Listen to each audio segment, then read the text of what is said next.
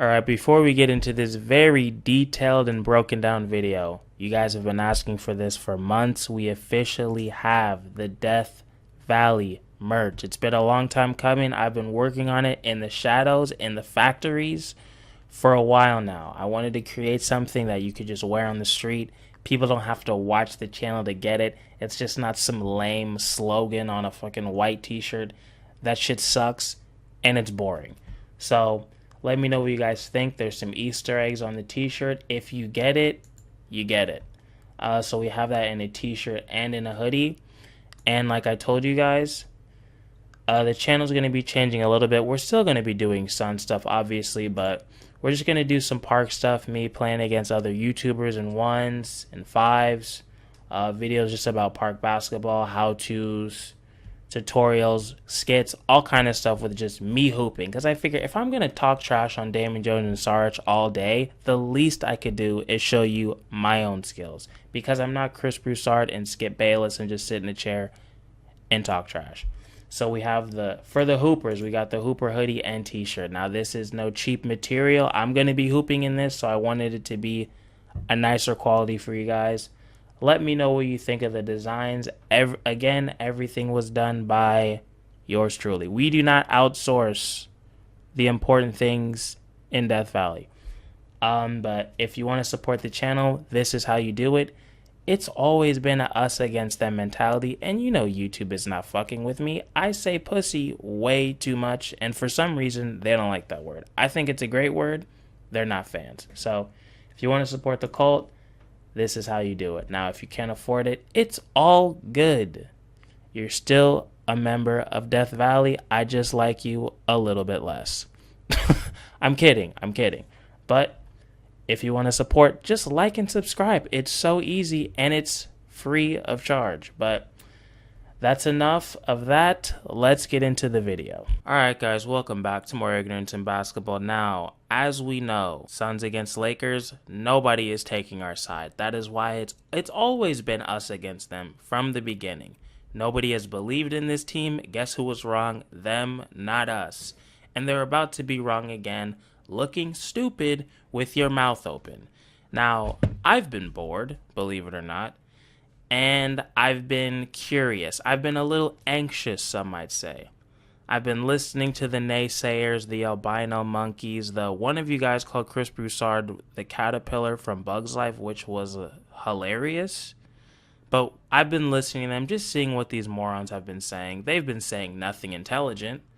Check out the last video to see what Chris Broussard said about why the Suns might get one game, but probably won't even get that. He's a moron. But, you know, it's a new day. It's a new me. And I don't need to go off on that clown again. But I've created a list of every single thing I think the Suns need to do to win this series. Now, they don't need to do all 20 whatever things I wrote down to win. But if they do most of these things, some more important than others, they have a muy bien shot, an excelente shot of winning. I wholeheartedly believe this team is more than capable of beating the Lakers, especially what I've seen from the Lakers. I haven't seen them good in months. I haven't seen a scary Lakers team since before LeBron got hurt. Since before AD got hurt, maybe. Especially after watching that Lakers game. We watched that on the stream. And I wasn't impressed. That Lakers-Warriors game was like, neither of these teams really looked that good. And maybe that's why the Warriors got bounced out by Ja Morant and a bunch of young players. So let's just go through the list. I might be all over the place, but pay attention because I think all of these things are actually really important. Number one thing I got written down. Don't settle for shitty threes. I'm talking to Cam Johnson. Okay, I'm talking to the Jay Crowders of the world. If you are contested, pass it out or drive. I would prefer you to get blocked 6 times in a row because guess what happens? We get the ball back. If you put up a stupid-ass three-pointer, it's probably an Anthony Davis dunk on the other end. He likes to get out and run anyway, so you have to be a little bit more selective with your three-point shots. Number 2, don't double LeBron. At least that much. If AD and LeBron on the court at the same time, I'd rather just have Crowder on LeBron, just play him the best you can. Obviously, you have, some help down low with DA or whoever's, and hopefully it's DA as much as humanly possible. I'll talk about that later, but I'd much rather you double AD than LeBron, because if you double LeBron, like Luka Doncic did against the Clippers today, who choked again, losers, hilarious losers. Clipper fans, I hope you enjoyed that fresh L today. But LeBron is obviously a way better passer than Anthony Davis, and he's going to punish you and get the entire team involved, and then you're just fucked. I'd rather LeBron doesn't like to score that much. He doesn't want to be the guy that averages 45 points a series. He could do it. It's just not in his nature. Him and Chris Paul are kind of the same way in that. Obviously, LeBron's maybe a little bit better of a scorer, but I'd much rather you try to make LeBron a scorer, because we've seen him average astronomical numbers and still lose a series. So as long as he's not getting the entire team involved, which is his biggest strength, try to take that away from him is all I'm saying. Third, DA needs to stay out of foul trouble. He is crucial. I've been bitching about them getting another big. They didn't do it. This is what we're stuck with. DA is the only real rim protector on this team. He's not an amazing one, but he's pretty fucking good. He needs to be on the floor and matched up with Anthony Davis and LeBron, really, as much as humanly possible. Just stick your arms straight up, because the NBA is going to try to hoe you on these calls. They do not want the Suns to beat the Lakers in the first round. They will lose so much fucking money. Is that our problem? Of course not. Because we want to see Chris Paul and light-skinned Kobe make it to the fucking finals, but they don't. Let's be real. So DA, just stay out of foul trouble. Don't get any tic-tac fouls. Just keep a cool head and just go straight up as much as humanly possible. 4, this team needs to hit its threes. The biggest strength, besides obviously Chris Paul and Booker, is that the Lakers suck ass at shooting threes, and the Suns are really good at it. So we have to exploit that advantage, because it's one of the few advantages that this team has. And if somebody like Crowder or Craig, is obviously LeBron's going to outplay them. So if you're getting outplayed on the defensive end, you're not really doing a whole lot, and you're just missing threes, you are a liability. So the threes that you do take, they have to hit. That's huge. 5, the late game execution. I don't want to see any damn Devin Booker ISOs. I know you hit that shot on Paul George and Kawhi Leonard. I really don't give a shit, to be honest. It was nice. The shirts are cool. But let's be real, I don't want to see that shit against LeBron. Booker, maybe you'll get there, but you're not there yet. This team is at its best with the ball in Chris Paul's hands and them running plays. Now, if you want to run a play for Booker and he takes the last shot, that's all good. I'll say it again. The only game winner I could think of, and I have only missed one game all damn season, was Booker hitting that game-winning shot on the Mavericks where they ran a play for him. Do that. Don't just give it to him at the top of the key and just expect a fucking miracle to happen. You're going to have a turnover or just a bad shot, and he may not get bailed out with a foul like he did in that Blazer game. So I don't want to see that shit. Ball in Chris Paul's hands. He doesn't need to take the shot. I don't even want a Chris Paul ISO. That's a terrible decision. I'd rather have a Booker ISO than a Chris Paul ISO. But you need to run a play with options. Booker first option, maybe Chris Paul second, maybe somebody like Crowder or Bridges third option. You need to run plays late in the game. Another thing, because this Laker team is so big, the Suns have to be the more physical team. Now, I'm not saying they need to foul every play, but if you're going to get punked on the boards, if you're just going to get punked all over the court, it's a wrap, because they're already bigger than you. They already have more experience than you. They're more talented, and they're more athletic. So you have to fucking crash the boards. It's a team effort. I need Mikal Bridges crashing the board. I need Chris Paul's little ass crashing the boards. You cannot be the less physical team. If the Lakers punk you, it's a wrap. You're fucked. There's no way they're going to win this series. Now, I don't think that's going to happen because there's not a bunch of pussies on this team. But I'm just saying, you got to be the more physical team. Number 7 is pretty much the same thing. You have to crash the board. Now, I'm not saying you have to out-rebound them by 10, but at least keep it close. Because if they're out-rebounding you by like 6 or more, you probably lost the game unless you just shot 60% from 3, which we've seen this team do, but I don't want to leave it up to that.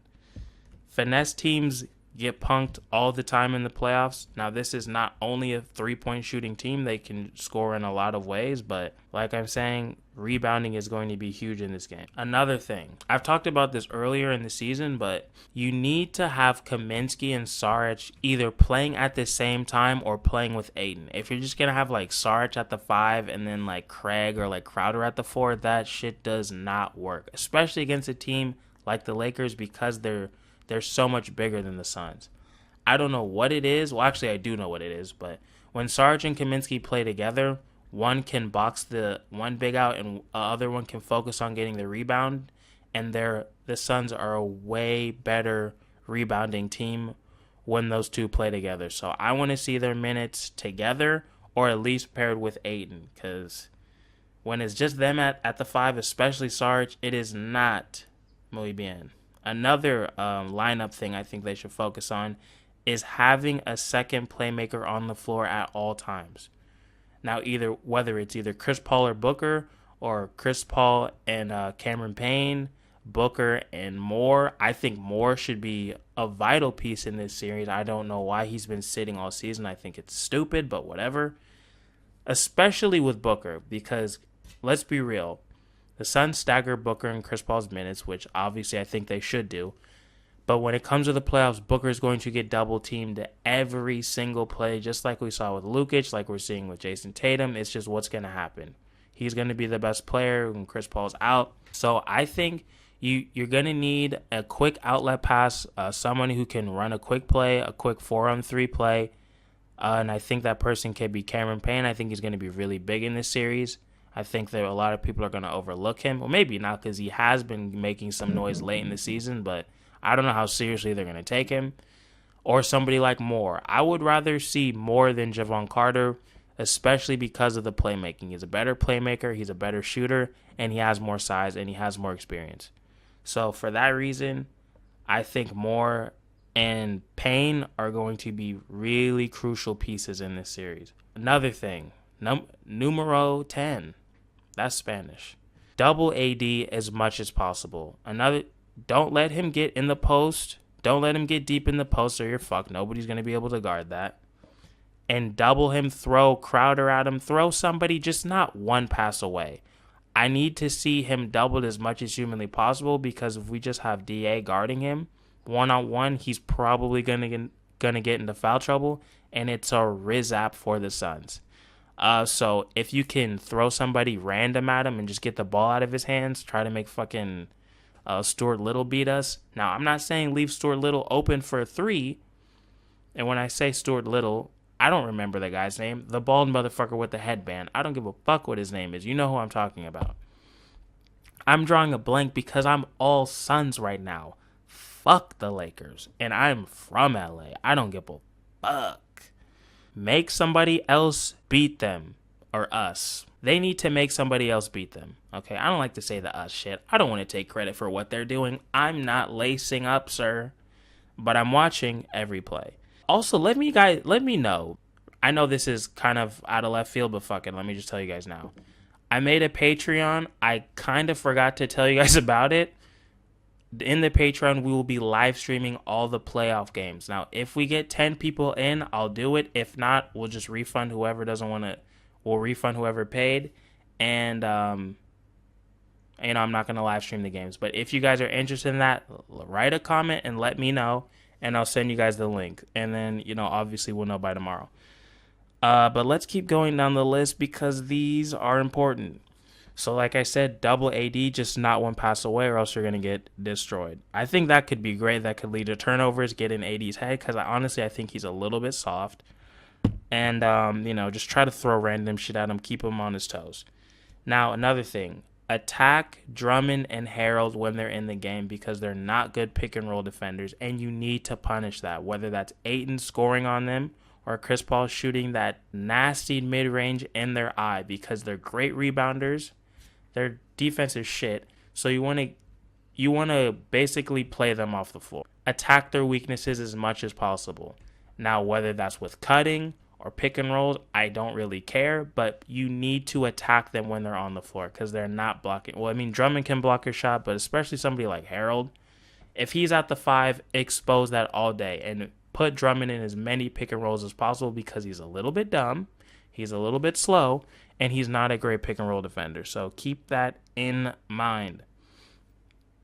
Number 12, keep the turnovers down. Now, we watched that Warriors game on stream. They had 20 turnovers. 20. A lot of them were unforced, just Draymond just throwing terrible passes. I'm like, are you fucking blind? What are you doing? Did somebody drug you? Do you have double vision? Like, what are you seeing? Because I didn't see any pass there. You literally just gave them the ball. Now, I think one great thing, the Suns have kept the turnovers down all year. I think they're like third. Hell, the shit I've been seeing, they might be second or first by now as far as turnovers per game. But they need to continue that. This is what I'll say. Like, if the Suns are playing at the level that I've seen them play, like at their best, they'll win this series. Hands down. They don't need to elevate to some astronomical level I've never seen them play at. If they just play at the best that I've seen them, or not even like, if they can average an 8 performance, they'll win from what I've seen from the Lakers. Unless the Lakers just take it to some whole nother level out of nowhere. Just 80 just starts knocking down threes like crazy. He's just unstoppable. LeBron looks totally healthy again. Like, maybe that's possible. I haven't fucking seen it.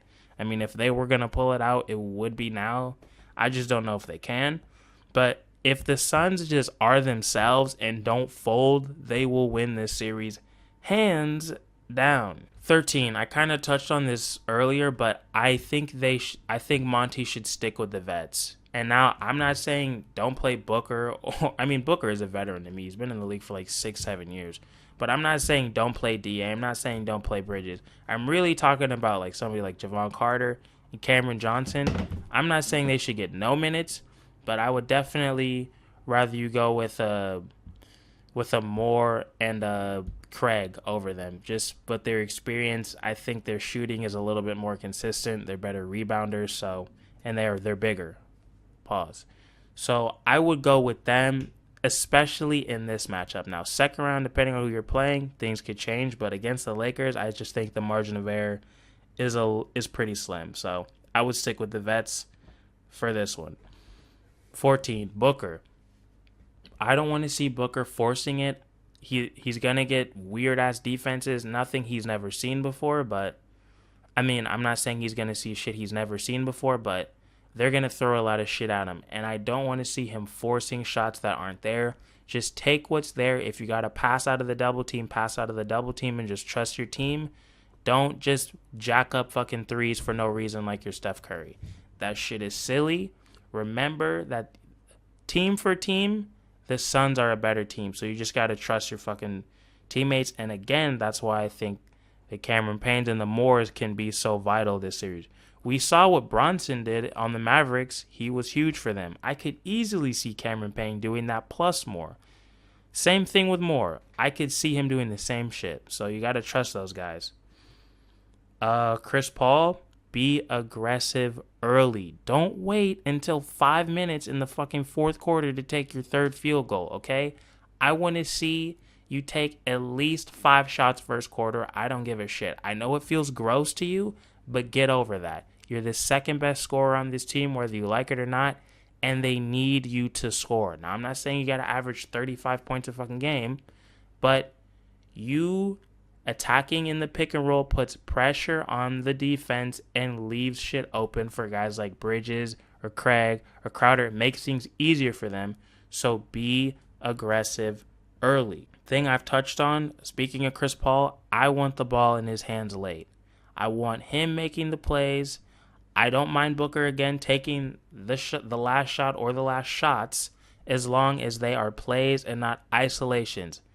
Chris Paul's decision making, I think, is proven to be right most of the time in late game situations. Now, Now, they've been going to him late, not necessarily with his scoring, but the ball is usually in his hands late. And I want to continue to see that. Now, if you get double team, you get double team, but I want to see him making the late game decisions. Sarge and Kaminsky, okay? You guys cannot be ass. If you are ass, it is over, okay? We need them to just be pretty good. Now, Sarge had stints this year where he was amazing. People were talking about, and I'm not even saying just like Suns commentators, but people were talking about him in the running for Sixth Man of the Year. Clearly, he fell off a bit, but if he can get back to that, that would be muy bien. But he has to be okay. Same thing with Kaminsky. Just be okay while Ayton's on the bench, and just don't let the league go to shit. Don't let Anthony Davis just take over the game and just destroy you. They need to be pretty good. Another thing, just this team needs to just stay calm, keep its head. The pressure is imaginary, okay? It's not real. It's just basketball. Stay calm. I don't want to see them just dribbling the ball off their foot or doing goofy shit. Now, I don't really see any players doing that. I could see some of the younger guys doing that. I could see a Cameron Johnson doing some stupid shit on accident. I could see Javon Carter doing some stupid shit on accident. That's why I don't really want them in the game that much, to be honest. I'm not saying they're bad players by any means. I think they're really good. I'm just saying with their skill sets, I could see them getting pressured and some silly shit happening. But overall, this team just needs to keep a level head and stay calm. Obvious, I know, but I figure I throw it in there. Another thing, we're almost done. I know this video is long as fuck, but another thing, try to make the role players beat you. Now, I'm not saying you have to double team LeBron and AD every play and get the ball out of their hands, but if you can try to force somebody like Stuart Little, still don't know his name, still don't care. If you could try to force him to make a play, I'd much rather see that than LeBron. Now, I'm not saying just leave him open for threes, because then you're going to get fucked, even though he's not an amazing three-point shooter. He's been solid all year, I think. And I think he's the kind of person that he's not afraid of the moment. I give him credit for that. It's still fuck you energy, but I respect you, Baldy. I respect you, One Punch Man. But try to make him a playmaker as much as humanly possible and not LeBron or AD, honestly. And last but not least, do not let Anthony Davis just get easy looks in the post, or else it is a wrap. Even if AD's on him, if he's just deep in the post and he barely has to throw up a little baby hook, it's a wrap. Try to cut off the passing angle. Don't face him, because we saw Craig try to do that in the last time they played the Lakers, and it was a goddamn disaster. If he does get deep position, double him. I'd rather a 3 from a shitty player than an easy 2 from AD. So that is my list. Let me know what you guys think. Again, check out the merch. Support the cult. If not, I still love you. Leave a like, subscribe, all that YouTube shit. Whew, I'll see you after the game. Hopefully during the game. Links are in the description. Peace.